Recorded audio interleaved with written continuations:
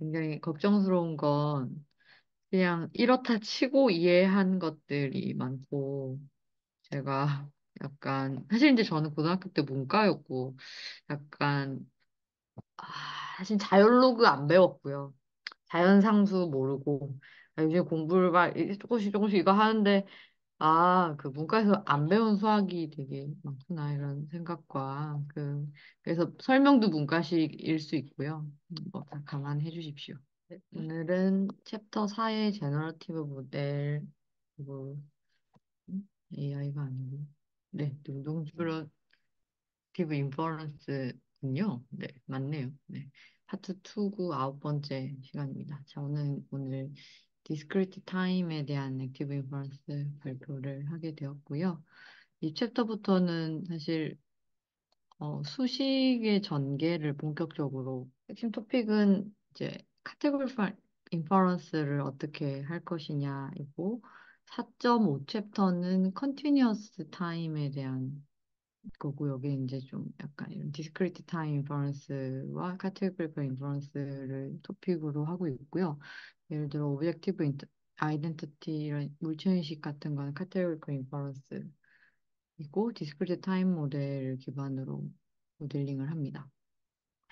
그래서 이거는 이제 여러 가지 커그니티브 저희가 하는 인지적 프로세스들이 이 카테고리컬 인퍼런스를 하고 있기 때문에 잘 이해를 해야 되고 여러 가지 대안적 가설 중에서 어떤 걸 카테고리컬하게 존재하는 대안적 가설 중에서 하나를 선택하는 식의 문제를 푸는 형태입니다. 예, 그래피컬 프로비빅 모델이라는 걸 사실 제가 앞에 도현님이 많이 설명을 해주셨던 거를 유튜브를 보고 이번에 알았는데 제가 그때 다 딴짓을 해서 이번에 처음 제대로 봤습니다. 그래서 이거에 대해서 제가 그냥 이번에 공부를 했으니까 한 번 더 리마인드를 하면은 X랑 Y와 같은 이런 서클로 표현된 랜덤 베리어블들 간의 관계를 표현할 수 있는 이런 어떤 그래프 형식의 도식이고요. 그래서 어, 요중에 그 검정색 스퀘어는 그 probability distribution을 스퀘어로 표기를 했습니다. 그래서 어, 예를 들어 제일 왼쪽 상단에 있는 경우는 1번 스퀘어 같은 경우에는 X에 대한 프라이어고 2번 스퀘어는 어, X 일 때 Y가 나타나는 likelihood를 표현한 겁니다. 둘 다 distribution입니다. 그래서 이런 prior와 likelihood 사이 이런 디스트리뷰션이 존재할 때 X, Y 간의 관계를 제일 왼쪽 상단에서는 표현하고 있고 다른 변수 간에 또 다양하게 이렇게 표기가 되고 있고 이걸 거쳐서 결국에 아까 도현님이 말씀하셨던 X와 Y의 조인트 디스트리뷰션이 구해지는 걸로 이해를 했습니다. 화살표는 이런 베리어블들 간의 관계 방향성을 표현을 합니다. 그래서 여기서 이제 제일 먼저 수식으로 좀 카테고리컬 디스트리뷰션에 대한 설명을 할 때 알클리우드를 어떻게 수식으로 표현할 수 있는지를 가장 먼저 얘기를 하고 라이클리후드는 이제 히든 스테이트가 주어졌을 때 아웃컴이 확인될 가능성을 의미를 합니다. 그래서 음, 예시가 어떤 게 제일 좋을까요? 네. 어떤 원인에 대해 이 어, 현상이 나타날 그런 확률이라고 가능성이라고 저는 이해를 했고요. 그래서 오른쪽에 이 그래프 상에서는 2번 스퀘어로 표현이 됩니다. 그래서 이 라이클리후드가 카테고리컬 디스트리뷰션에서는 오른쪽 하단의 수식으로 표현을 할 수 있는데요. 그러니까 어, t 시간 st 그러니까 t의 c 시간의 스테이트에서 이런 옵저베이션이 나타날 라이클리후드를 A라는 그 파라메트릭 매트릭스의 카테고리컬 디스트리뷰션으로 표현할 수 있습니다. 그래서 카테고리컬 디스트리뷰션은 뭐였지? 그래서 검색해 보니까 이건 별로 그렇게 어렵진 않은 개념이더라고요. 그냥 여러 가지 카테고리컬한 옵션들의 확률적 분포를 표현한 그런 거였고, 예를 들어 주사위 던지기라고 했을 때 1, 2, 3, 4, 5, 6 각각 옵션들에 대해서 확률값이 6분의 1이고 그럼 그 주사위 던지기의 카테고리컬 디스트리뷰션은 이렇게 플랫하게 6분의 1로 나타나는 그런 형식입니다.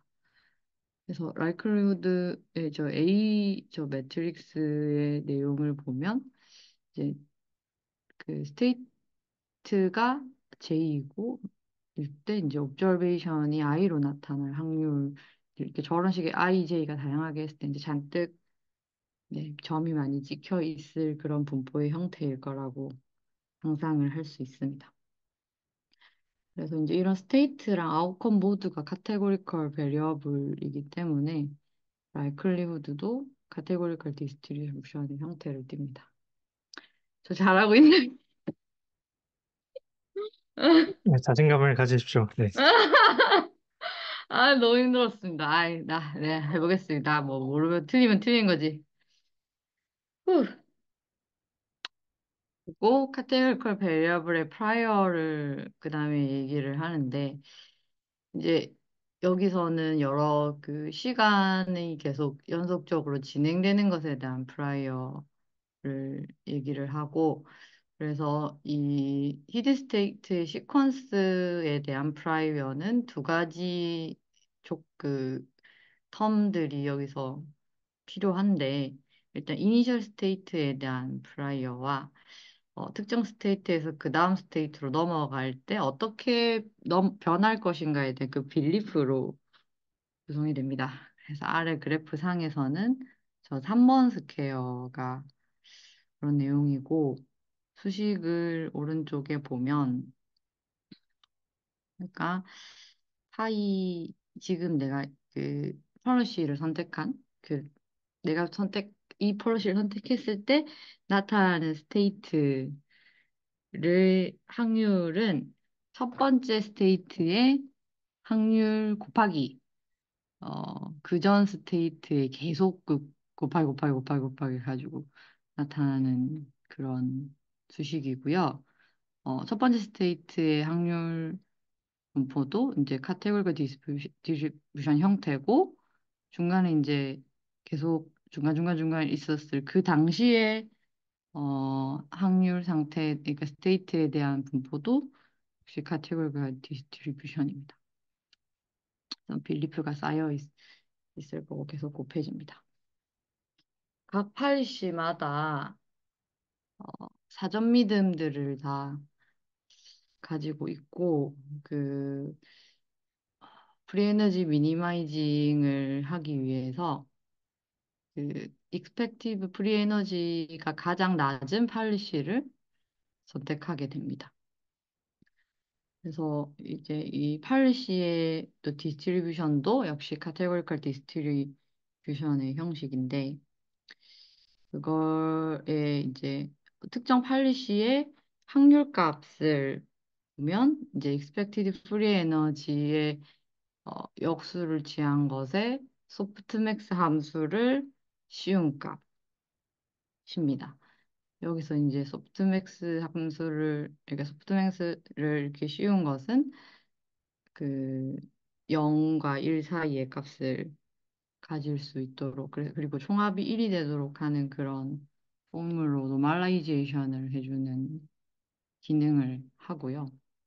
그래서 특정 팔러시의 그 expected free energy가 세 번째 라인입니다. 그래서 어, 두 가지 텀이 있는데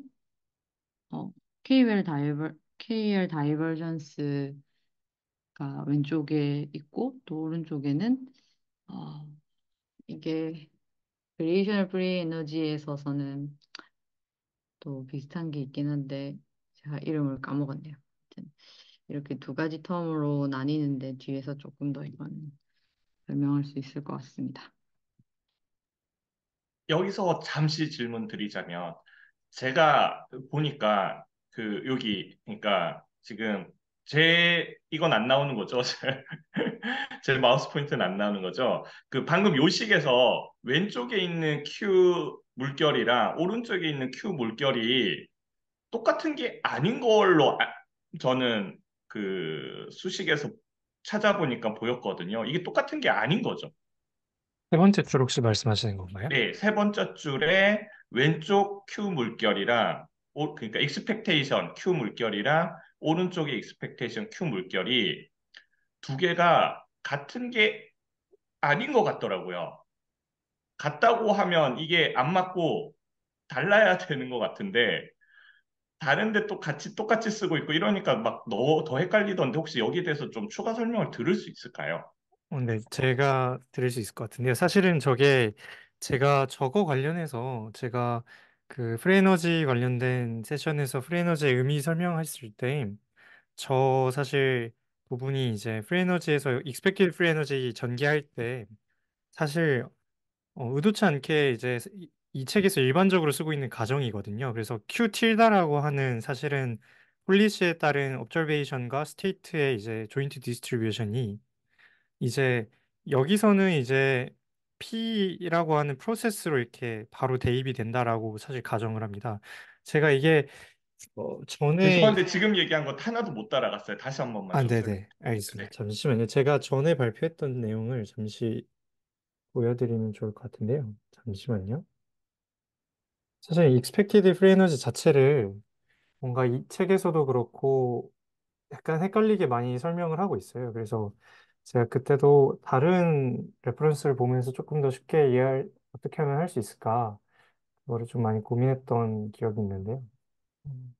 이런 내용들을 이제 쭉 쪼개가지고 한 번씩 각각의 의미에 대해서 사실 소개해드린 적이 있어요. 여기서도 지금 이때 제가 여기서 이 expected free energy를 전개할 때 여러 가지 사실 가정이 수반이 된다는 거를 좀 찾아서 제가 그때 당시에도 이 부분들을 조금 강조를 했었던 기억이 있습니다. 그래서 이 expected free energy 자체를 전개할 때 사실은 결국에 하고 싶은 게 그 이제 원래 전에도 있었던 이 variational free energy를 전개할 때랑도 마찬가지인데요. 결국에는 이 free energy라고 하는 값이 의미하는 바가 이 내부에 있는 이 Q라고 하는 베리에이셔널 디스트리뷰션으로 외부에 실제로 일어나고 있는 미지의 프로세스인 PXY를 추론하는 건데 Q의 관점에서 실제 프로세스와의 차이로 프리 에너지가 정의된다라고 소개해드렸던 바가 있습니다. 중간에 잠시 끊어서 죄송한데 제가 요거 괜찮습니다. 네, 네네. 계속 읽다가 너무너무 헷갈리는데 네네. 사실 px, y를 네네. 제너레이티브 모델이라고 설명을 하잖아요. PX, Y를요? 네, px, y. 그, 네, 이 PX, Y가 제너러티브 프로세스입니다. 프로세스. 프로세스예요? 네, 이 Q가 모델입니다. 네. 모델이요. 이걸 헷갈렸나? 네, 이게 그래서 이게 여기서 이제 3장에서도 이게 나오는데요. 여기 보시면은 왼쪽에 이제 X가 모델이고 실제 세상에서 일어나고 있는 것이 프로세스라고 이제 표현을 합니다. 그래서 우리가 이 프로세스로부터 이 모델이 관측할 수 있는 거는 이 Y라고 하는 옵저베이션이고요. 실제로 이제 시공간을 우리가 4차원으로 인식하잖아요. 네, 그 사실 4차원이 아니라 이제 이론 물리학 하시는 분들한테는 11차원 이렇게 이야기를 하는데 그게 사실은 우리의 몸이 이제 이해하는 방식이 이 실제 프로세스의 일부분만 담는다는 이 의미에서 이 X와 X 스타 이런 식으로 또 구분을 하고 이렇게 표현을 합니다. 그래서 이 그러니까요. 이 네, 그림에서만 봐도 x, y는 제너레이티브 모델을 얘기하는 것 같고 네, 제가 읽을 때 약간 x, 네. y를 px, y를 제너레이티브 모델로 설명을 했다라고 기억을 하고 있는데 혹시 아, 제가 잘못 본 건지. 네. 아마 이게 제가 이해하기로는 그 정의 자체가 아마 3장, 2장에서 아마 했을 것 같은데요. 이게 음, 제너러티브 모델이 바로 Q라는 어프락시메이트 디스트리뷰션이고요. P는 결국에 진리에 가까운 베리디컬한 제너러티브 프로세스라고 사실 이야기를 하고 시작합니다. 네. 그래서 아마 그 부분에 약간의 오해가 있으셨을 수도 있을 것 같고요. 여기서 제너러티브 프로세스 앤 제너러티브 모델 이렇게 되어 있습니다. 그래서 이 둘 다 센서리 데이터가 어떻게 히든 스테이트로부터 생성되는지를 표현하는 이제 방식인데 이 화살표가 인과관계를 나타내고 있고요. 그래서 차이는 이 프로세스는 실제 그 true, 실제 참인 어떤 커즐 스트럭처, X 스타라는 실제 코드부터 나오는 프로세스를 이렇게 표현하고 있고, 이 모델은 그것의 일부분인 어떤 가설의 범위 안에서만 이 X를 추정해서 이 X로부터 Y를 설명해내는 것을 하고 있습니다. 네, 그래서 얘를 이제 프로세스라고 이제 정의를 하고, 여기를 이렇게 모델이라고 정의를 하고 있고요. 그래서 이게 결국에는 이제 이게 베리에이셔널 인퍼런스라는 거를 결국에 이해를 하시면은 충분히 이제 도움이 되실 텐데, 결국에 이 변분 추론이라고 하는 것은, 네, 결국에는 이 Q라고 하는 이제 모델로부터, 네, 이 Q라고 하는 모델로부터 P라고 하는 실제 프로세스를 맞추는 거예요. 그래서 예를 들어 제가 지금 갖고 있는 쉬운 분포인 Q가 있어서 이제 실제 우주에서 일어나고 있는 물리적인 P라는 분포를 맞추려고 했을 때 사실은 이 다르죠. 이거 보시면 좀 다르죠. 이게 QG가 PG랑 충분히 달라질 수가 있고요. 결국엔 이 QG라는 분포를 가지고 PG 내지는 PXG 같은 전체 분포를 추정해 나가는 방식인 겁니다. 그래서 얘 같은 경우는 이제 그쵸. 이게 뭐 QG를 이렇게 우리가 추론할 수도 있고 이렇게 추론할 수도 있겠죠. 예를 들어 이 G라는 것이 뭐가 있을까요? 우리가 어떤 퍼셉션을 한다고 했을 때 이게 음의 분포라고 하고 이게 어떤 제 옆에 있는 친구가 계속 이제 피아노로 어떤 특정 건반을 눌러서 소리를 쳐준다고 해보면은 제가 그 음을 추론하는 작업, 추정하는 작업을 해보는 겁니다. 그래서 예를 들어 친구가 도레미파솔라시도 중에 굉장히 다양한 분포로 했을 때 제 귀의 성능이 떨어져서 그거를 한 가지 이렇게 맞추는 거죠. 그래서 만약에 그게 도처럼 이제 실제 프로세스가 났으면 제가 그거를 도와 미를 이렇게 한 번씩 보고 분포가 이렇게 강하게 나왔으면 사이에 있는 레라고 추정을 한다던가 아니면 도가 그래도 이 모드가 강하니 도라고 추정한다거나 그래서 이 큐지를 어떻게 어프락시메이트 할지는 이제 모르겠지만 적어도 이 둘 사이에 이제 분포를 그 차이를 적게 만드는 것 자체가 이제 프레너지 프린시플이라고 생각하시면 됩니다. 네, 그래서 보시면 이 Q라는 어프락시메이트 모델을 실제 프로세스에 어떻게 맞출지는 모르겠지만 어쨌든 그 차이를 줄여야 된다라고 생각하시면 될 것 같고요. 이 관점에서 우리가 하고 있는 이 지각이라는 작업 과정 자체가 실제 이 히든 스테이트 X 스타에 대한 것과 이 실제 옵저베이션의 조인트 디스트리뷰션 PXY라는 프로세스를 결국엔 이 Y가 없어도 이 모델인 QX만으로 추정을 그 차이가 그 둘 사이의 차이가 바로 사실은 네, 그 베리에이셔널 프리 에너지로 사실 정의가 되거든요. 그래서 이게 QXY랑 PXY의 차이는 이제 사실은 다르게 또 정의가 되고 제너러티브 모델에 사실은 프라이어에 해당하는 그것이 이제 더 중요하다라는 게 그때 처음에 말씀드렸던 칸트적인 이제 어찌 보면 혁명인 것이죠. 그래서 이제 바텀업으로부터 오는 데이터로부터 사실은 X가 계속해서 계산되는 것도 맞지만 결국에는 우리가 스스로 좋은 프라이어를 계속 생성해내기 때문에 이 프라이어로부터 이 프로세스 전체 디스트리뷰션의 차이를 프리에너지라고 정의를 하게 됩니다. 그래서 이 X로부터 만약에 이 이제 QX로부터 PXY를 이렇게 차이를 만든다면 이 두 개의 차이가 사실은 네, 모델 프라이어와 제너러티브 프로세스의 차이가 프리에너지고요. 다르게 표현하면 또 이렇게 베이지안 룰에 의해서 쪼갤 수가 있기 때문에 이 항등식들을 바탕으로 다양하게 쪼갤 수가 있습니다. 예를 들어 QX를 뽑게 되면 모델 프라이어와 네, QY 바 X는 모델 라이클리후드고요. 그리고 QY를 쪼개게 되면은 QY는 에비던스가 되고 QX 바 Y는 모델 포스테리어가 됩니다. 이런 네, 이런 방식으로 이제 설명이 쭉 되게 되고 결국엔 다 아니, 똑같은 걸 다르게 보는 방식입니다. 네네. 제가 그래서 여기 사실은 강의 다시 듣긴 했었었는데 네. 에비던스가 개념이 잘 안 와서요. 아, 네. 혹시 네. 에비던스 좀 설명도 해주실 수 있을까요? 네. 그 에비던스 같은 경우는 사실은 그 베리에이셔널 인퍼런스에서 굉장히 중요한 겁니다. 그래서 이 사실은 에비던스라는 것 자체가 정의상 어, 이렇게 보시면 될 것 같은데요. 이 lnpx거든요. 근데 여기서는 x가 데이터이기 때문에 사실은 이게 좀 헷갈리지만 이 노테이션에서는 y인 겁니다. 그래서 이 y에 대해서 사실은 서프라이즈의 반대말이고요. 이제 사실 서프라이즈도 그때 그 김창석 교수님께서 강조하신 바와 같이 서프라이즈는 사실 정보 용어입니다. 우리가 막 놀라고 그런 게 아니라 실제로 그 데이터가 이제 모델의 관점에서 얼마나 좀 이제 어, 진짜로 이제 그 그럴듯하지 않게 발생하는가를 이렇게 이야기하고 있는데 에비던스는 그래서 이제 로그 이거이기 때문에 이 확률 자체가 0에서 1 사이의 값이니 얘는 음수고요. 그래서 음수기 때문에 확률이 높으면 높을수록 0에 가까워서 이 값이 커지게 됩니다.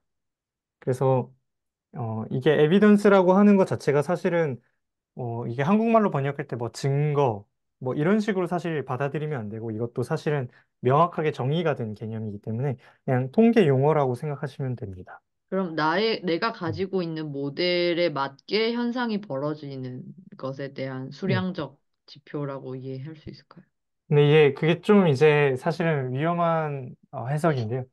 어, 이게 사실은 에비던스라고 하는 거는 사실은 이 모델의 관점에서는 사실 결코 뭔가 다루고 있는 개념은 아닙니다. 왜냐하면 이 Y의 디스트리뷰션은 그러니까 우리가 X 디스트리뷰션은 우리가 뭔가 갖고 있을 수 있지만 이 Y의 분포는 사실은 추정이 너무 어렵거든요. 우리한테 들어오는 데이터를 우리가 컨트롤할 수 있는 것이 아니기 때문에 사실 그 컨트롤하는 방법이 이제 액션이긴 한데 액션을 컨트롤하는 거는 아직은 여기서는 이야기하지 않고 있고요.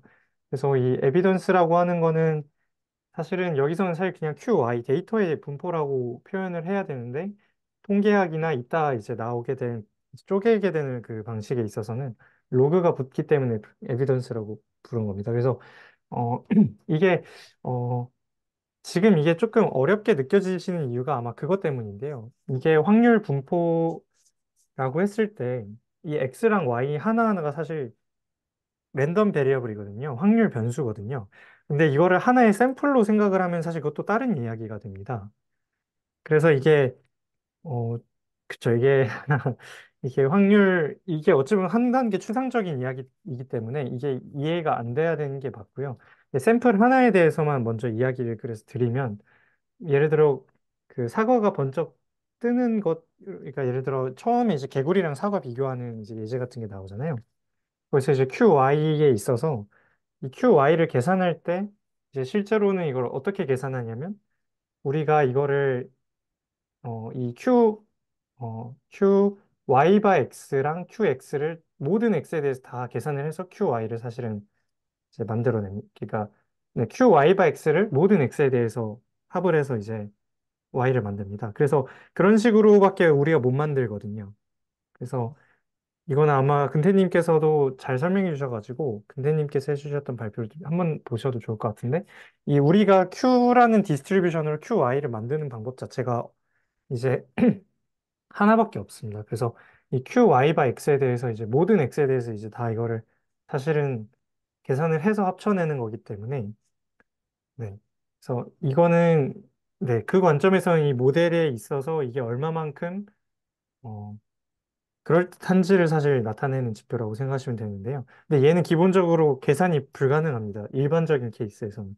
그래서 이제 그 에비던스 로어 바운드라고 하는 개념 자체가 결코 우리가 우리의 모델만으로 계산하기 어려운 이 에비던스를 어떻게 근사시킬 수 있겠는가, 얘를 어떻게 맥시마이즈 할 수 있겠는가라는 것이고요. 네. 그래서 이제 프리에너지라는 개념이 사실 여기서도 나옵니다. 이 엘보가 결국에 이 에비던스의 로얼 바운드이거든요. 얘를 높이면 에비던스가 증가하는 것이기 때문에 좋은 거죠. 모델이 주어진 분포를 잘 설명할 수 있다는 거기 때문에. 근데 마찬가지로 여기에 다 마이너스를 붙이면 이 엘보가 사실은 마이너스 프리 에너지입니다. 그래서 사실 통계학에서는 그래서 프리에너지라는 개념이 옛날부터 많이 쓰였고요. 네. 동일한 이야기입니다. 그래서 얘가 그럼 뭐냐면 마이너스 서프라이즈입니다. 에비던스는. 네. 그래서 마이너스 서프라이즈이기 때문에 뭐 주어진 데이터에 대해서 내 모델이 얼마만큼 잘 설명할 수 있는가를 이야기하고 있는 건데요. 이건 예제를 조금 더 설명을 드릴 수 있으면 좋을 것 같은데, 네. 혹시 일단은 이해가 되셨을까요? 마이너스 서프라이즈가 네. 나왔어. 네. 네. 음. 그래서 아까 말씀하셨던 그 expected 프리 에너지에 대해서 이제 전개를 할 때 결국에는 이제 원래는 베리에이셔널 프리 에너지는 이제 시간에 대한 의존도가 없기 때문에 사실은 수학적으로도 이미 여러분들께서 충분히 아시는 확률과 통계나 베이지 정리만으로 유도가 가능합니다. 그래서 여기서는 사실 어떠한 가정도 여기 도입이 되지 않은 걸 보실 수가 있어요. 그래서 그냥 이렇게 정의를 하고 쭉 계산을 하면 보시는 바와 같이 네, 이렇게 만약에 이 QX, PXY의 순서만 바꾸고 그대로 정리를 하면 에너지와 엔트로피의 차이 이렇게 되고 이 프로세스를 만약에 베이지 정리에 의해서 PY 바 X, PX로 분리를 하게 되면 이거를 이렇게 자리를 옮겨서 컴플렉시티와 애큐러시의 차이로 또 표현을 할 수 있고요. 그리고 마찬가지로 PXY를 똑같이 PX 바 Y와 PY로 쪼개게 되면 자리를 바꾸는 것으로 다이버전스와 에비던스의 차이로 이야기를 할 수 있었습니다. 근데 이제 결국에 이해가 사실 잘 안 될 수밖에 없는 이 expected free energy 같은 경우는 시간에 대한 의존도를 도입을 하게 되거든요. 그래서 시간에 대한 의존도를 도입을 할 때는 사실은 이게 확률 변수가 아니라 스토캐스틱 프로세스라고 하는 이제 수학에서도 또 다른 개념으로 사실은 표현이 될 수밖에 없습니다. 근데 그거에 대해서는 일부러 이거를 여기서는 설명을 하고 있지가 않아요.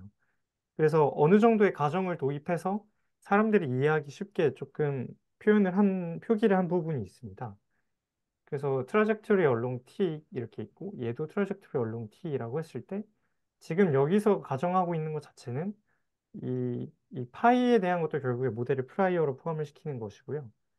이런 식으로 지금 C라는 것을 어떤 프로세스에 사실은 포함을 시킨 채로 좀 표현을 하고 그 둘 사이의 차이를 프레너지라고 조금 근사적으로 표현만 하고 있습니다. 그래서 이거를 할 때 여러 가지 가정들을 그래서 좀 도입을 하게 됩니다. 그래서 어, 이 콜백 라이블러 원래 이제 프레너지의 정의답게 이 파이에 컨디셔닝 된 x와 파이에 컨디셔닝 된 x, y 그래서 모델과 이 프로세스의 차이를 이제 이렇게 expected 프레너지로 정의를 하는데요. 근데 여기서 이제 파이의 컨디셔닝이 돼 있는 것도 좀 헷갈리실 수가 있어요. 왜냐면 파이도 결국에 확률 변수면 이게 어, qx, 파이에서 px, y, 파이를 맞춰야 되는 거 아니냐. 그렇게도 주장하실 수가 있거든요. 그래서 사실 그것도 이제 가능한데 여기서 이제 계층적이라는 관점에서 이걸 이렇게 표현을 했고요.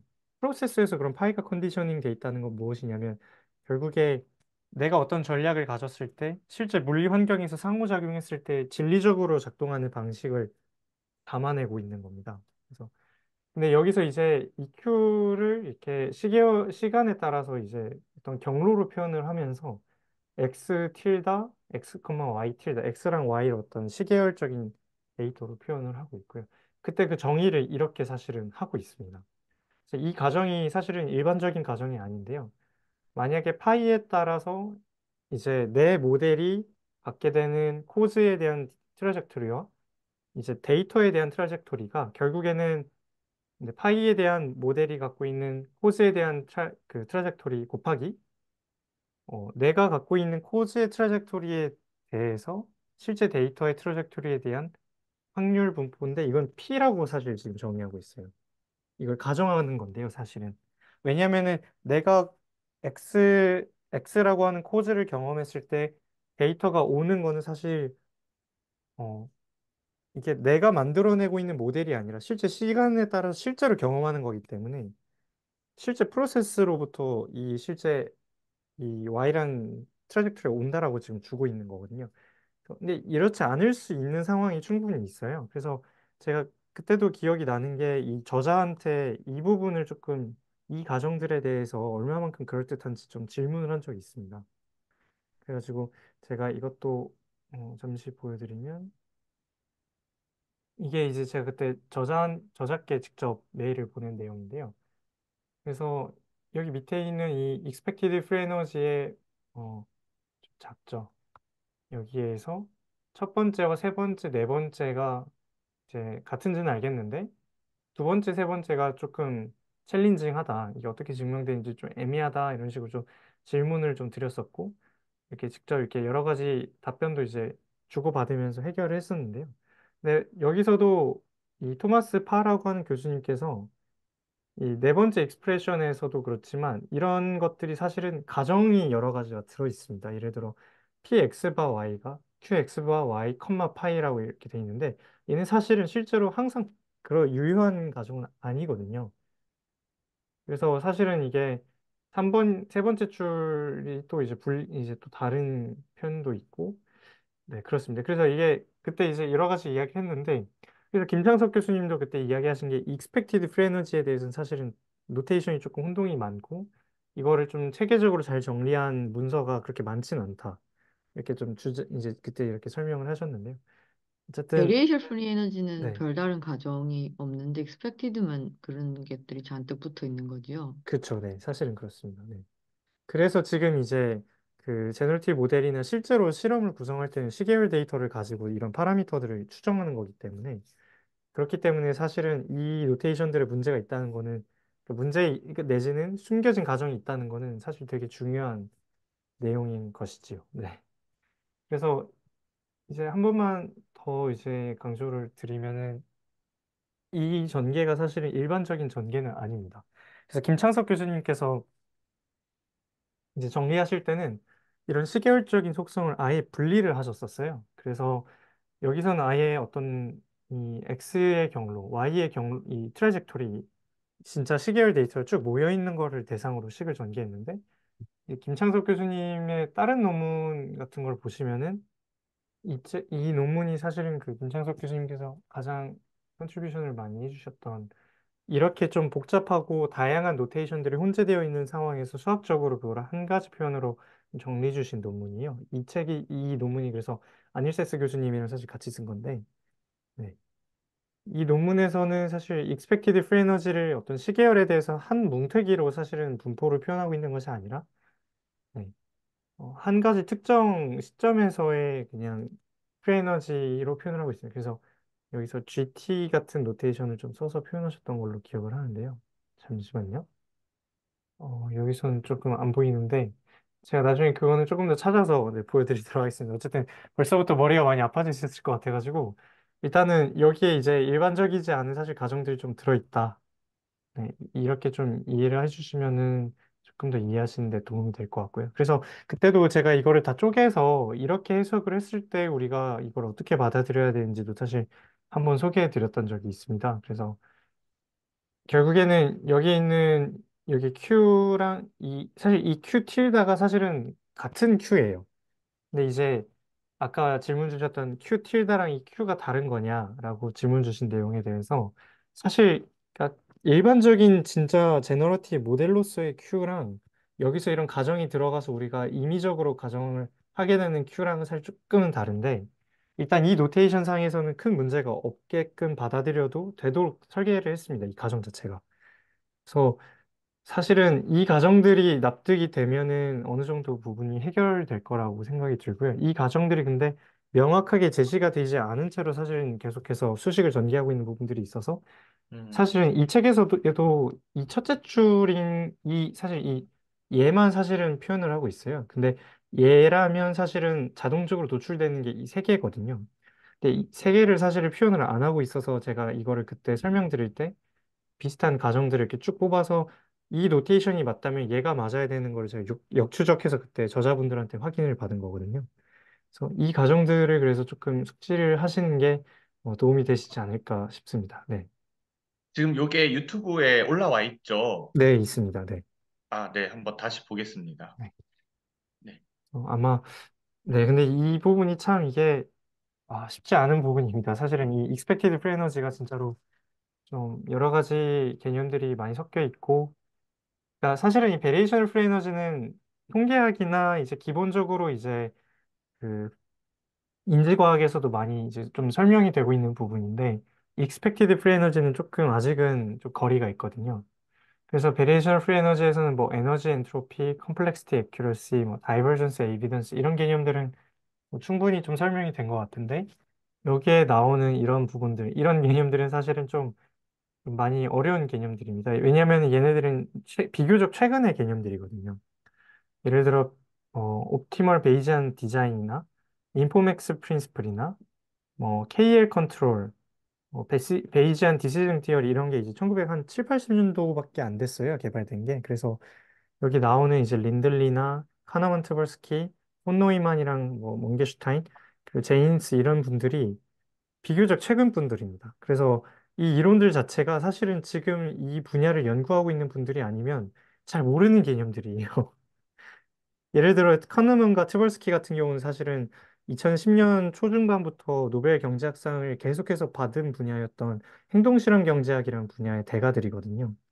네, 그분들이 이제 리스크 센시티브 폴리시 이런 것들을 이제 디자인해가지고 만든 건데 이것도 있고 폰노이만 같은 경우도 원래는 경제학을 사실 수학적으로 만든 수학자이고 현대적인 컴퓨터를 만든 사람이에요. 그리고 사이버네틱스라고 하는 이제 인공 두뇌를 개발하려고 하는 운동의 이제 창시자이기도 한데 네, 이 사람이 아인슈타인이 사실은 자기가 생각했을 때 제일 천재라고 했던 사람인데 어쨌든 이 사람이 만들었던 이런 베이지안 디시전 티어리나 익스펙티드 유틸리티 티어리 이런 것들도 사실 되게 익숙하지 않은 개념입니다. 근데 이것도 정말 정말 중요하고 네, 이게 아담 스미스가 만들었던 이제 기대 효용 이론을 확률적으로 수학 형식화하는 그런 것들이 있어서 이런 것들 좀 중요하고요. E.T. 제인스도 이제 제가 이전 이제 강의에서도 한번 소개해드린 바가 있는데 네, 이게 이제 이것도 되게 또 비교적 최신입니다. 이게 1976년도 정도 되는 책의 이제 통계학자시거든요. 통계학자이자 통계 물리학을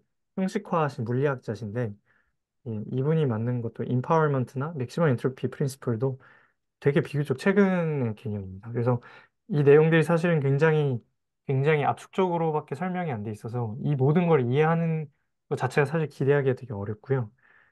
근데 이제 되게 재밌습니다. 이 린들리나 카누먼트볼스키, 폰 노이만, 이티제인스 한 사람 한 사람마다도 되게 중요한데 현대에서는 사실 많이 묻혀져 있는 경향이 있어서 이분들의 책을 읽어보셔도 되게 재밌을 것 같고요. 네, 어쨌든 그렇습니다. 그래서 이 내용들이 이게 네, 되게 중요할 것 같습니다. 그래서 이 과정들이 조금 숨겨져 있었다라는 사실이 좀 눈여겨보실 내용들일 것 같습니다. 그래서 결국에는 같은 Q가 맞고 그 Q는 모델로서, 제너레이티브 모델로서 표현이 되고 있고요. P는 프로세스로서 표현이 되고 있는데 이 모델 안에 일종의 프로세스의 개념을 살짝 집어넣은 겁니다. 그래서 이 X 틸다바 Y 틸다라고 하는 부분을 모델이 만들어내는 것이 아니라 프로세스에 의해 따르겠다라고 가정을 넣는 셈이죠. 네. 이게 의미하는 바는 어떤 폴리시에 의해서 이 히든 코즈 X의 트레젝토리와 자기가 경험한 데이터의 트로젝토리에 대한 분포는 결국에 이 폴리시에 대한 이 파이에 대한 자신의 빌리프의 트레젝토리 곱하기 실제로 각각의 빌리프마다마다 어떤 데이터를 얻는지는 프로세스를 따른다는 것이죠. 그래서 일단은 이해가 안 되시더라도 네, 이 과정들로 표현이 되면은 expected free energy에서 이야기하고 있는 수식 전개들이나 그 각각의 항들의 의미가 눈에 보기 쉽게 한 서너 줄 정도로 도출이 된다라는 점을 유의하시고 넘어가시면은 될 것 같습니다. 소소한 노테이션 질문 좀 하겠습니다. 네네. 여기 가정에서 위에 있는 가정에 그 네. 는의 세모 있는 거 아, 종종 네. 나오던데 저거 뭔가요? 아, 이거는 수학에서 많이 쓰는 표현이고요. 디노트라고 하는데요. 네. 여기 이렇게 뭔가 좀 잘 설명이 되어 있는 게 있어서 좀 The subject of denoting is of very great importance not only in logical but in the theory of knowledge. 그래서 철학에서 원래 많이 쓰는 개념인 걸로 알고 있고요. 그래서 이게 버트란드 러셀이 이런 식으로 언급하는 것처럼 to say that an expression E denotes a specific object B means that E refers to B. B is sometimes called the denotation of E. Examples, the symbol pi denotes the ratio of the circumference of a circle to its diameter. 그래서 결국에는 그냥 단순히 어떤 대상을 이렇게 정의하겠다. 그래서 이게 어떤 표기하겠다, 이런 느낌. 그렇죠. 사실 표기하겠다라는 뜻이 이렇게 지칭하고 이렇게 받아들이겠다. 그래서 절대적이고 오브젝티브한다 한 거라기보다는 이제 수학에서 표현하는 논리적인 명제들 사이의 관계를 그냥 표현하고 지시하는 거라고 보시면 될 것 같습니다. 그래서 훨씬 더 약한 표현이라고 생각하시면 되고요. 그래서 음, 사람마다 디노트는 다르게 사실은 할 수가 있습니다. 음, 그래서 이 세모는 디노트라고 생각하시면 될 거예요. 제가 이렇게 아마 표현을 했었던 것 같습니다. 여기서도 네, 이렇게 하겠다. 그러니까 사실 이거는 이거다라는 게 아니라 이거는 이렇게 해보겠다. 이렇게 한번 생각해 보겠다. 정도로만 받아들이시면 됩니다. 그래서 어느 정도, 네, 다음 시간에 조금 더 도움을 드릴 수 있을 것 같고요. 네, 일단은 명주님께서 다시 한번 네, 진행해 주시면은 제가 최대한 또 도움을 드려보도록 하겠습니다.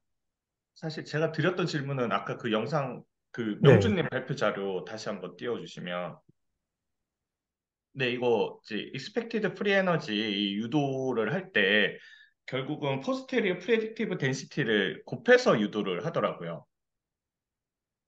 그리고 포스테리어 프레딕티브 덴시티를 쪼개가지고 그러니까 이게 그 밑에 나오는 그 책에 보면 밑에 나오는 유도 공식인데 그래서 결국 그렇게 되면 QO 기분 파이만 남기고 이제 KL 다이버전스를 뒤집겠다라는 건데 그러면 결국은 제가 이해하기로는 론 P O 기분 C에 붙어 있는 거는 포스테리어 프레딕티브 덴시티 그러니까 S, O 기분 파이가 붙어 있는 거고 그러니까 익스펙티드 되어 있는 거고 앞에는 O 기분 파이만 남아 있는 거고 왜냐하면 뒤집어가지고 안에 넣어줬기 때문에.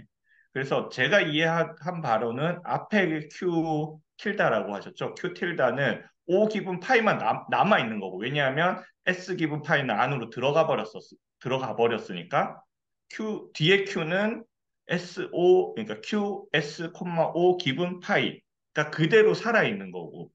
이게 맞는 거잖아요. 아, 네, 맞습니다. 그거 제가 다시 한번 혹시 화면 공유해도 될까요? 네. 근데 그래서, 왜 네, 그거를 여기 똑같이 맞습니다. 표현을 해서 헷갈리게 하는 거지? 네. 그래서 여기 보시면은 사실은 이게 어 사실은 같은 이게 수학적으로는 사실은 이게 그러게요. 이게 조금 헷갈리실 수도 있고요. 사실 수학 하시는 분들도 이 전개할 때 일부러 이런 것들을 조금 생략을 하시는 게 많아요. 그래서 제가 그때도 이제 여기 하나하나마다 사실은 어떨 땐 QX 바 파이고요. 여기서는 음. 네, 여기서도 q y바 파이거든요. 그래서 이런 부분들이 조금 그때 유의하라고 그때 한번 리마크를 드린 적이 있었던 것 같아요. 그래서 이게 왜 근데 이렇게 되는데 사실 큰 의미가 없다라고도 볼 수가 있냐면요. 지금 사실은 이제 여기서는 x에 대한 디펜던시가 없기 때문에 이렇게 사실은 무시를 하게 되는 셈이거든요. 그래서 이 x에 대한 디펜던시가 사실은 서메이션이 돼서 1로 변하기 때문에 사실은 네, 여기서도 마찬가지로 y 틸다에 대해서 p y 틸다바 x 틸다는 항상 이제 확률의 합이 1이기 때문에 계속 이제 상수화가 되는 거거든요. 그래서 이제 y에 대한 의존도만 이제 남고 여기서는 x에 대한 의존도만 남게 됩니다. 그러니까 그래서 일단은 마지널라이제이션을 네. 하면 없어지는 건 이해를 하고 있어요. 아, 네네. 네, 근데 방금 식은 마지널라이제이션도 아닌데 아, 네네. 노테이션을 자꾸 이렇게 다른 걸 자꾸 아, 같은 노테이션을 써가지고 처음에 읽을 그쵸. 때 너무너무 많이 그쵸, 헷갈리더라고요. 그쵸. 네. 맞습니다. 그래서 아마 그런 지적하신 부분들이 그런 베리어블을 생략한 거라고 받아들이시면 될 것 같은데 이게 오히려 여기서 이 저자들 딴에는 그 X의 디펜던시가 없다라는 걸 강조하려고 Q 분포 위에 틸다를 붙인 것 같아요. 근데 오히려 그게 더 X의 디펜던시가 없다고? 그러니까 사실은 모델을 계산할 때의 관점인 거죠. 어, 실제로 전개를 할 때의 관점에서는 그걸 계산을 하는 관점에서는 X를 우리가 샘플링하지 않고 Y만 샘플링으로 계산을 할 수가 있는 거거든요. 똑같은 모델이긴 한데, 네. 그래서, 네, 그렇습니다. 근데 사실 같은 모델에서 지금 표현하고 있는 각각의 파트들입니다. 네. 그러면 결국 SO 기분 파이랑 O 기분 파이를 같다고 봐도 된다는 건가요? 그러니까 이게 같은 건 아니고요. 절대로 같은 건 아니고요. 근데 여기서는 지금 네. 그 둘은 일단 당연히 다른데 결국에 Q라는 분포의 부분들로서 같다라고 말씀을 드리는 겁니다. 어쨌든 다른 부분이 맞습니다. 근데 이제 결국에는 동일한 Q라는 분포의 하나는 이제 라이클리후드가 될 것이고요. 하나는 뭐 포스테리어 될 것이고 하나는 에비던스로 표현되는 이제 데이터의 분포일 것이고 나머지 하나는 이제 프라이어 이렇게 표현이 되겠죠. 근데 그 네 개가 사실은 한 번에 다 공통적으로 사실 하나를 의미하고 있는 거기 때문에 네. 이게 사실은 다르죠. 다른 분포고 다른 평균이 맞는데 네. 어차피 근데 여기는 y에 대한 디펜던시밖에 없기 때문에 사실은 q라는 분포를 사실 해석을 해도 qx, y라고 사실 해도 사실 큰 의미가 없다라고 사실 말씀을 드리는 겁니다. 왜냐하면 네, 주사위 두 개에 대한 그 분포에 대해서 주사위 하나에 대한 익스프레션의 그 평균을 취하는 것은 사실은 x에 대한 디펜던시가 있든 없든 사실 상관이 없는 것이거든요. 어차피 그 데이터에서 우리가 x 첫 번째 주사위를 무시하는 셈이 되기 때문에 네, 그렇습니다.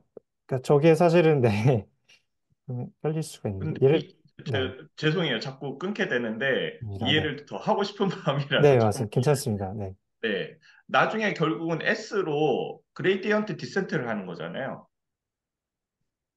이게 정확히는 그레디언트 디센트를 하게 되는 파트는 이 각 부분을 이제 파라미터로 바꿔주는 건데요. 결국엔 저 Q라는 분포를 파라미터로 만들어서, 그러니까 파라미터로 파라미터라이즈를 해서 파라미터를 계속 조정해 가면서 올바른 Q를 맞추도록 할 때, 그때 그레디언트 디센트를 사실 쓰게 됩니다. 그래서 그레디언트 디센트는 예를 들어 이 Q라고 하는 분포를 이제 제가 어떤 PXY라는 분포가 너무 어려워서 그냥 가우시안으로 근사를 하면 가우시안의 이제 대표적인 파라미터인 평균과 분산으로 모델링을 할 수 있겠죠. 그랬을 때 제가 처음에 세워놓은 평균과 분산이라는 초기점에서 점차 그 차이가 생기면 그 파라미터를 차이가 줄어드는 방향으로 바꿔주는 게 이제 디센트예요. 사실은 Q의 분포 자체에 전체적으로 사실 관여를 하고 있는 것이죠. 그러니까 그 기준을 사실 네. 스테이트로 최소값이든 최대값이든 찾겠다는 거고.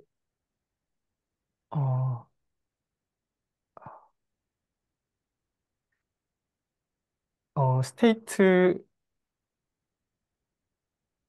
사실은 이 전체 분포이기 때문에 데이터가 들어, 이 스테이트,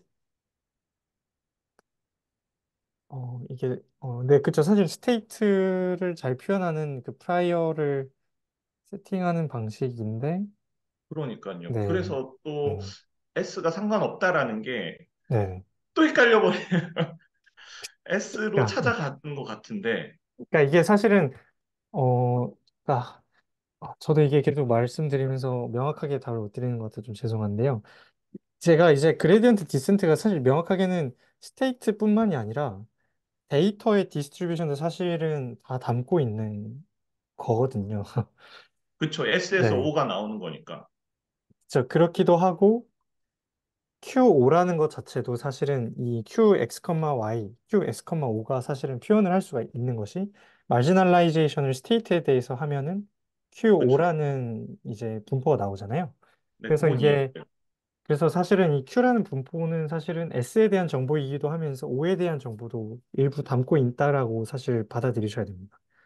그래서 네.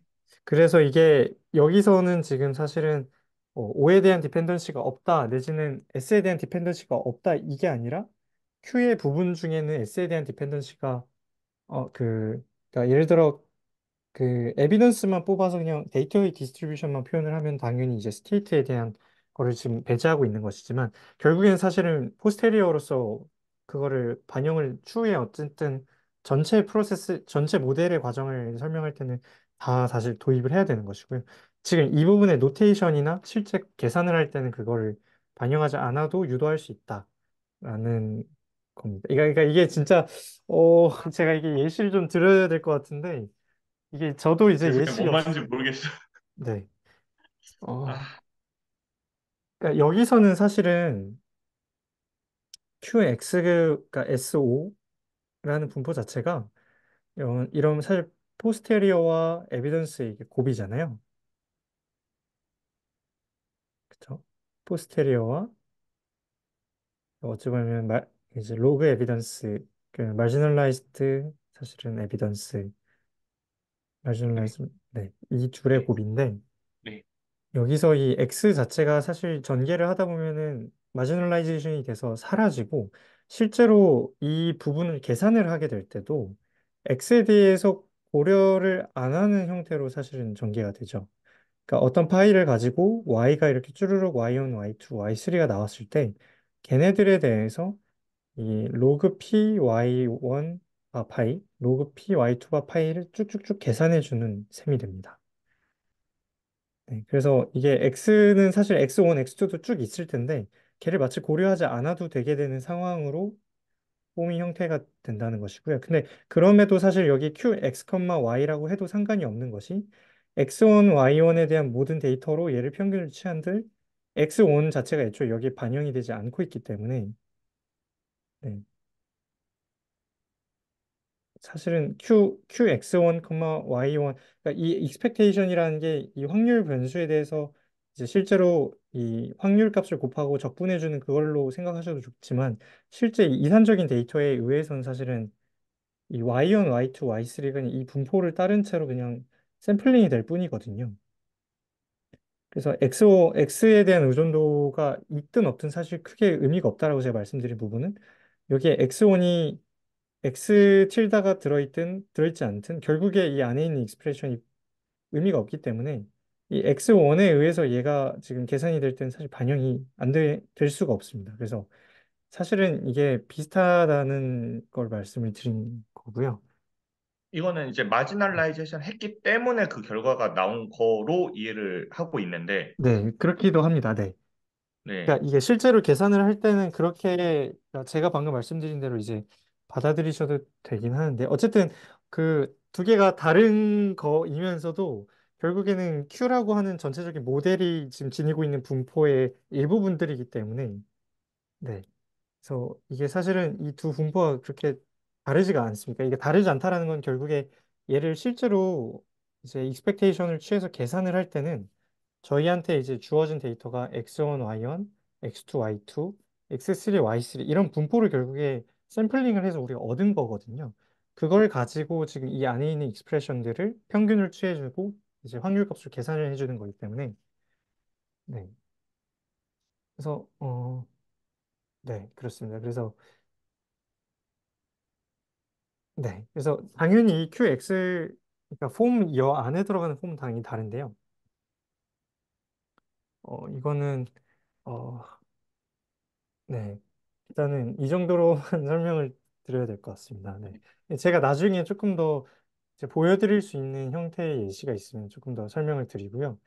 제가 다음 시간에도 한번 이 부분은 조금 더 갖고 와서 뭐 한 가지 예시를 예를 들어 가우시안으로 가정을 한다든지 해서 한번 전개를 할 수 있도록 한번 해보도록 하겠습니다. 왜냐하면 다음 시간은 컨티뉴어스이기 때문에 지금 이 부분들이 지금 디스크리트한 사실 스케일에서는 뭔가 예제를 들고 오기도 쉽지가 않거든요. 그래서 차라리 가우시안이 사실 세상에서 가장 쉬운 분포이기 때문에 가우시안을 가지고 한번 전개를 해서 한번 보여드리도록 하겠습니다. 드립니다. 네, 좋습니다. 네, 질문해 주셔서 정말 감사합니다. 아, 죄송합니다, 오히려. 아닙니다, 아닙니다. 네.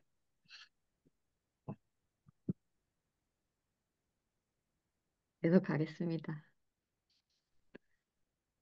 예, 그 베리에이셔널 프리레인지는 랑 expected free energy의 차이가 여기서 한번 나오는데 예, 뭐 그냥 예, 계속 해보겠습니다. 베리에이셔널 프리 에너지는 이제 과거나 현재 상태에 대한 인퍼런스를 할 때 계산을 하게 되고요.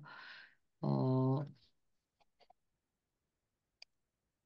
대략적인 그 approximate posterior의 로그 probability랑 실제 posterior의 로그 probability의 차이를 계산을 하는 방식으로 구해집니다. expected free energy는 미래 사건에 대한 그 추론을 할 때 구해지고요. 이제 근데 이제 여기서 approximation이랑 exact posterior 비교, 그러니까 차이 구하는 건 사실은 똑같은데 그 exact posterio를 여러 가지 아웃컴들의 전체 트래젝토리로 구하게 된다는 점이 다르다고 합니다. 그리고 expected free energy부터 나오는 게 이제 C 파라미터 매트릭스가 등장을 하고 있고요. 이제 왼쪽 식이 베리에이셔널 프리 에너지고 오른쪽 식이 expected free 에너지인데 좀 닮은 것 같으면서 좀 다르게 생긴 것 같기는 합니다.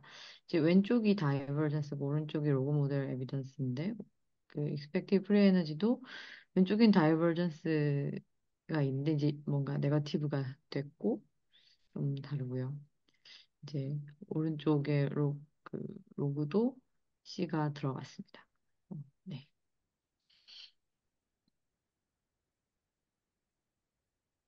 그래서 이 에너지 미니마이제이션을 이 두 가지 프리 에너지가 조금 다르게 하는데 베리에이션 그러니까 익스택티브 프리 에너지의 좀 재밌는 점은 빌리프의 좀 변화를 크게 만드는 그런 옵저베이션을 더 선택하게 해야 미니마이제이션이 된다는 점입니다.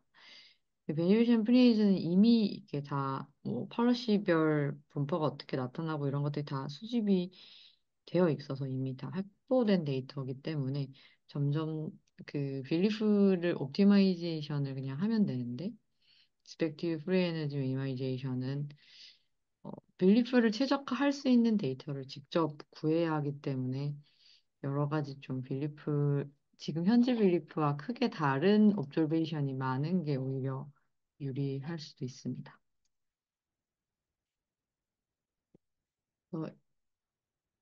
어, 여기서 이제 익스플로레이션과 익스플로이테이션의 트레이드 오프 관계에 대해서 설명을 할 수 있는데요. 대체 왜 그런지 뭔가 수식적으로 제가 아직은 이해는 못했지만 이 익스펙티브 프리 에너지의 수식이 왼쪽의 네거티브 저 텀은 인포메이션 게인, 그러니까 익스플로레이션을 했었을 때 추가적으로 얻을 수 있는 정보 가치인 것 같고, 오른쪽은 이제 현재 지금 방식을 고수했을 때, 팔러시를 크게 바꾸지 않았었을 때, 익스플로이테이션에 부합하는 팔러시를 더 선택했었을 때, 좀 더 얻을 수 있는 가치입니다. 이것들이 다 마이너스 값인데, 어떻게 좀 바꿔서 플러스 값으로 바꿨을 때, 이제 expected ambiguity와 리스크의 합으로 다르게 표현을 할 수 있습니다. 그래서 이렇게 exploration과 exploitation 사이에 무엇이 더 나한테 유리하고 최적인지 밸런스를 잡아가는 과정이 이 익스펙티브 프리 에너지 계산 과정에 항상 있다고 합니다. 여기서부터는 아예 모르는 내용인데 그래도 있어서 갖고 왔고요. 익스펙 프리 에너지의 리니어 알지브레이크 브레이크 폼으로는 오른쪽과 같이 다르게 표기할 수 있다고 합니다. 그래서 이런 음, 걸 따라가려면 이제 노테이션에 대한 설명이 좀 더 책에서 있으면 좋을 것 같다는 생각을 했고, 한 가지 궁금한 건 공부할 필요가 있는가에 대한 질문도 좀 드려보고 싶고요.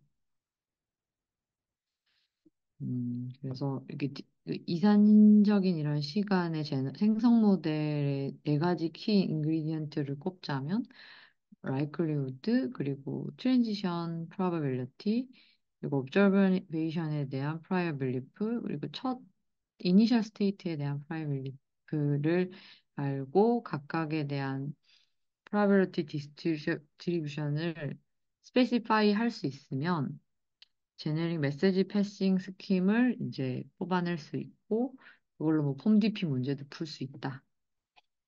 이렇게 얘기하였습니다. 그래서 실용적인 문제를 풀 때 있어서 이 네 가지 인그리디언트를 뭐라 정의하고 어떻게 측정하고 확률 분포를 만들어낼 것인지를 알아내면 제가 하고 싶은 것도 할 수 있겠구나라는 생각을 했고요.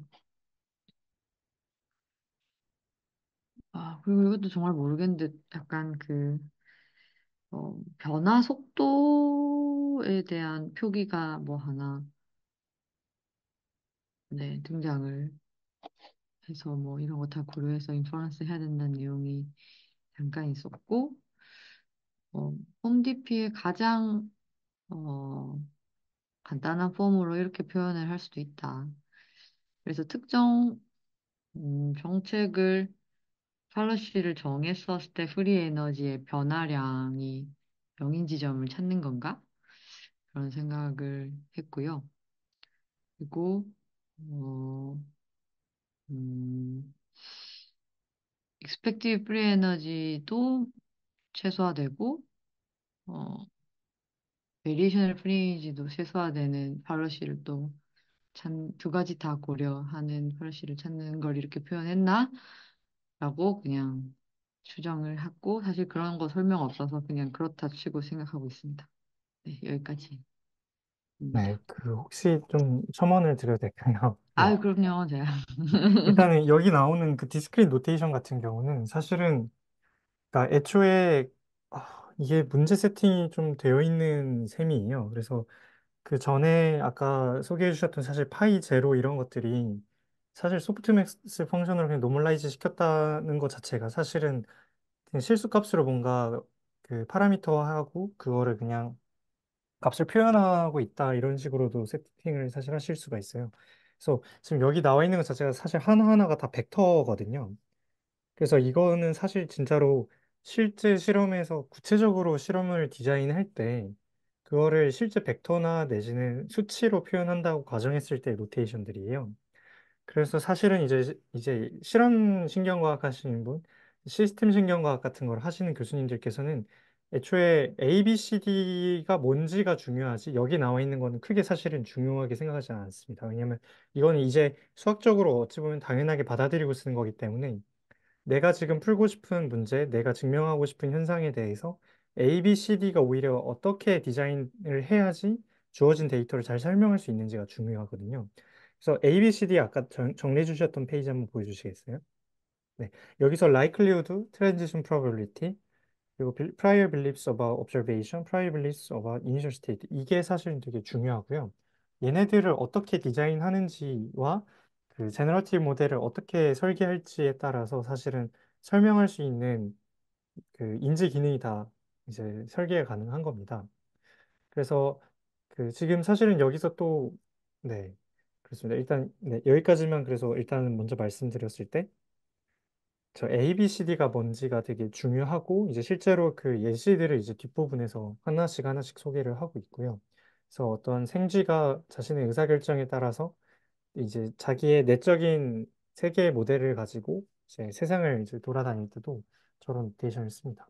그리고 제가 옛날에 예고님께서 인공지능에서도 이런 액티브 인프루언스가 쓰이는 부분이 있다 소개해 주신 바가 있는데 사실 제가 지금 하고 있는 연구에서도 수많은 데이터 로깅을 해가지고 로봇이 경험하는 데이터를 가지고 얘가 어떻게 라이클리후드를 만들고 어떻게 트랜지션 프로바빌리티를 만들고 어떻게 옵저베이션에 대한 프라이빌리티를 만들고 어떻게 이니셜 스테이트에 대한 프라이빌리티를 만들어야지 인간과 같은 행동을 할 수 있을까를 연구하고 있어요, 저는. 음, 네. 그리고 실제로 그 연구가 사실은 가장 AGI에 가까운 연구예요. 음, 네, 그리고 가장 뉴로사이언스와도 가까운 연구고요. 그래서 이 부분들이 사실은 이제 설계되는 부분들이 되게 중요한 것이고, 네, 그렇습니다. 그리고 그거를 이제 푸는 한 가지 이제 방법론이 사실은 제너릭 뭐 메시지 패싱이고요. 사실 현대적으로는 가장 실제 이제 이제 일상생활에서 쓰일 수 있는 알고리즘으로 구현되는 거는 메시지 패싱 알고리즘은 조금 무거워서 이제 그냥 딥러닝 같은 인공지능 알고리즘을 적용하는 논문들도 많습니다. 그래서 그걸 역공학으로 이제 추정할 수도 있고요. 통계학과에서도 그런 인공지능 모델들 특히 네, 그런 것들을 많이 쓰는 것도 있고 아니면 아예 프리딕티브 코딩 같은 이제 아닐세스 교수님 그룹이 만드는 그런 이론들도 가우시안으로 가정을 해서 저 메시지 패싱 알고리즘 쉽게 만드는 작업을 하세요. 그 방식으로도 쓰고 있어서 사실 그래서 메시지 패싱 스킴이라고 하는 게 스킴이라고 표현한 이유가 이게 이 지금 액티브 인퍼런스에서만 쓰이는 특정 알고리즘이 아니라 사실은 다양한 수학 공학에서 쓰이는 덧셈 같은 방식을 이야기하고 있기 때문에 저것만 해도 사실은 박사 과정에서도 지금 6년, 7년 동안 저 알고리즘을 어떻게 개선하는지 연구하는 분들도 많거든요. 그래서 저거를 다 알 수도 없고 아는 게 아마 불가능할 수도 있어요. 네. 그래서 저거는 그냥 단순히 이러한 방법론, 이런 이제 프리에너지나 액티브 인프런스의 전개하에서 실제 그런 실생활이나 실생활에 쓰이는 문제나 실제 내가 신경과학적인 연구로서 인지 기능을 설명하고 싶을 때 어떻게 모델링하고 그거를 어떻게 설계할지 정도만 접히면 그걸 이제 풀어낼 수 있게끔 도구를 제공하는 것이죠. 네. 네, 그렇습니다. 그래서 일단은 네, ABCD가 그래서 어떻게 설계되는지 그리고 제너러티브 모델의 그 팩터 그래프를 어떻게 실제로 설계할 건지가 특정 인지 음, 기능을 설명하는데 중요하다. 그거를 좀 강조드리고요. 그래서 최근에 실제로 제가 읽고 있는 논문이 하나가 있는데요. 이거 한번 잠시 보여드리면 그게 결국에는 어, 저 모델을 어떻게 바라보고 전체적인 모델을 어떻게 해석하겠느냐 라는 거예요. 이게 지금 이 책의 이 저자신 이 토마스 파라고 하는 옥스퍼드대 정신과 교수님께서 쓰신 논문인데, 네, 혹시 화면 보이시죠? 네.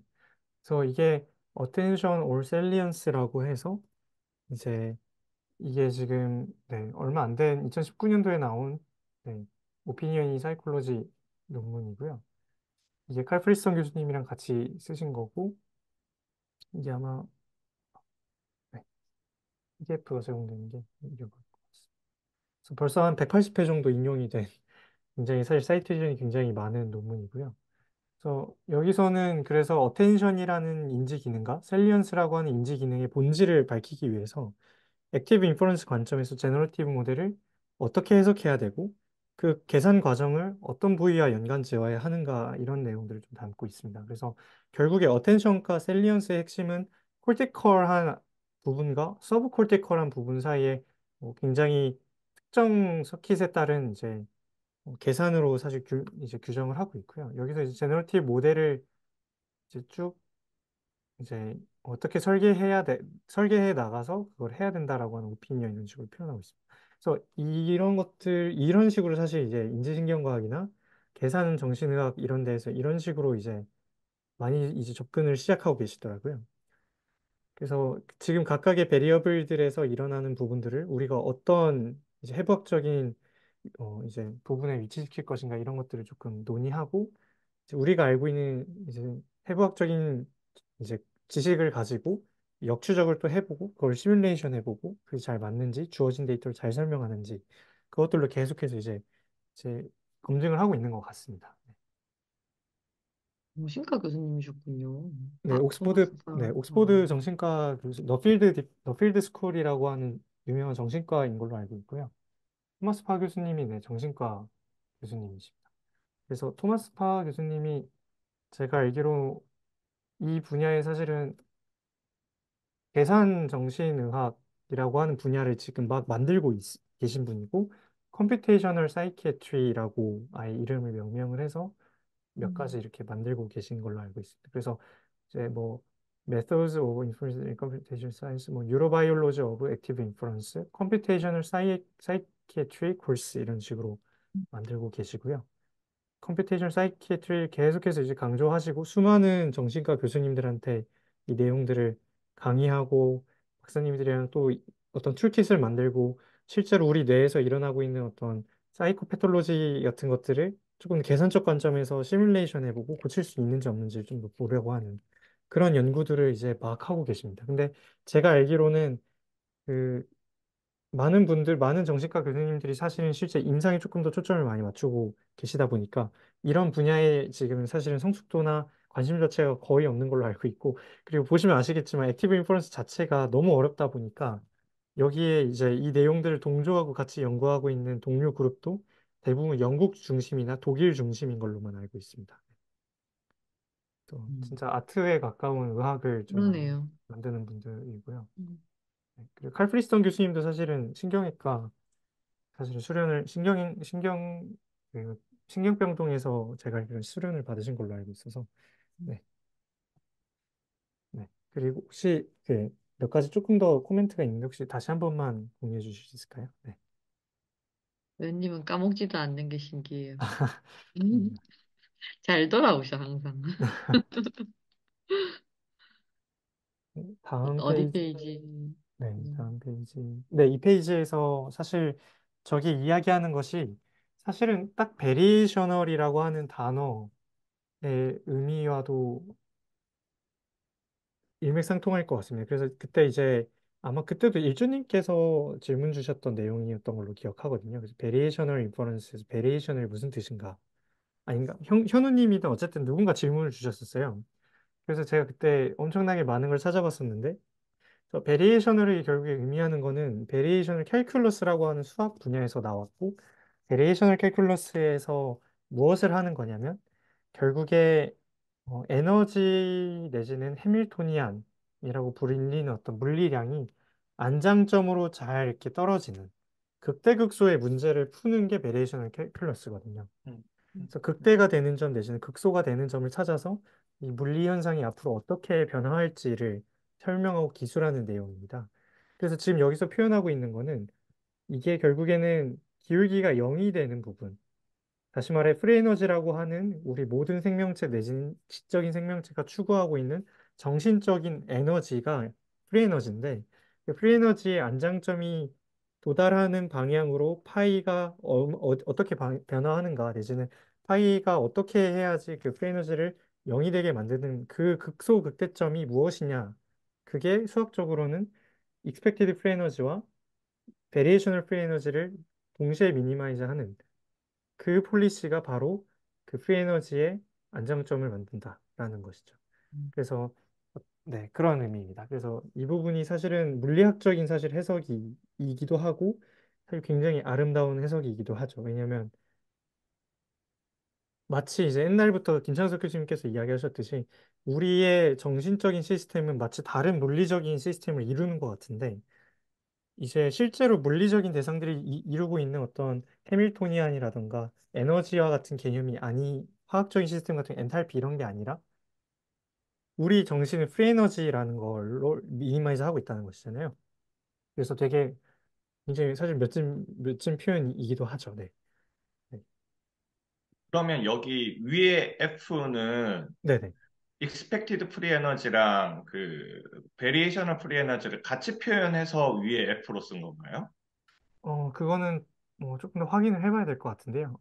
제가 아마 여기서 책에는 뭐 파악하기로는 따로 그런 말 네. 없습니다. 네, 없어요. 라제프로만 그냥 표현을 한 것 같은데, 여기 F가 이렇게 정의가 되네요.